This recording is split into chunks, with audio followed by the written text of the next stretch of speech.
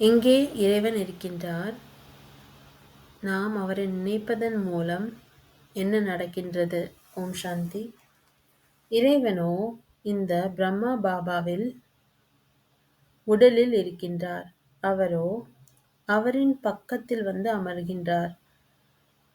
பிரம்மாவின் ஆத்மாவோ புருவ மத்தியில் இருக்கின்றது. அனைவரது ஆத்மாக்களும் அவரவர்களின் புருவ மத்தியில் இருக்கின்றது.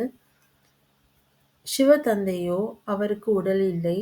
அவர் பிரம்மாவின் உடலை கடனாக எடுத்துவிட்டு அவரின் பக்கத்தில் அமர்கின்றார். அவர் ஞானத்தை நமக்கு சொல்கின்றார்.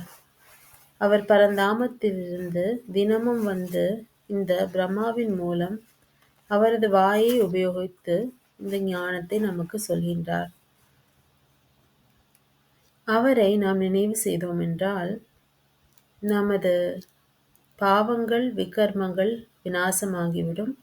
மேலும் மிகவும் குஷியாக மகிழ்ச்சியாக இருப்போம். மகிழ்ச்சி அதிகரித்து கொண்டே செல்லும். ஆகையால் நாம் தந்தையை நினைவு செய்ய வேண்டும். ஆத்மாவை பார்ப்பதோ, அதாவது ஆத்மாவின் காட்சி கிடைப்பதோ சாட்சாத்காரம் என்று சொல்லப்படுகின்றது. அதுவோ பக்தி மார்க்கத்தினுடையதாகும்.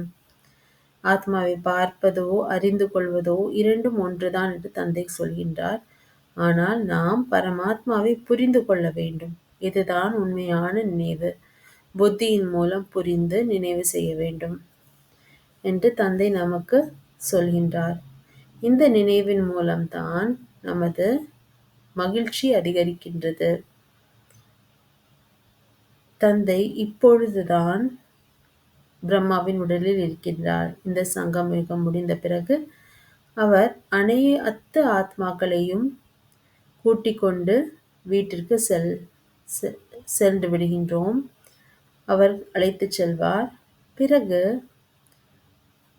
அடுத்த கல்பத்தின் படி சத்யுகம் திரும்பவும் வருகின்றது. இது 5000 வருடங்களுக்கான நாடகமாகும்.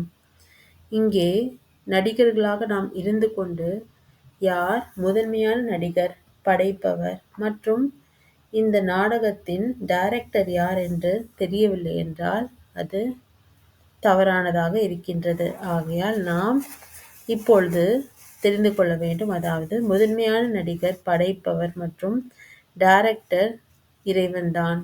இந்த நாடகத்தின் டைரக்டர் இறைவனாக இருக்கின்றார். நாம் எப்படி இந்த சரீரத்தை எடுத்து நமது பாகங்களை நடிக்கின்றோம் என்பது நமது புத்தியில் இருக்க வேண்டும்.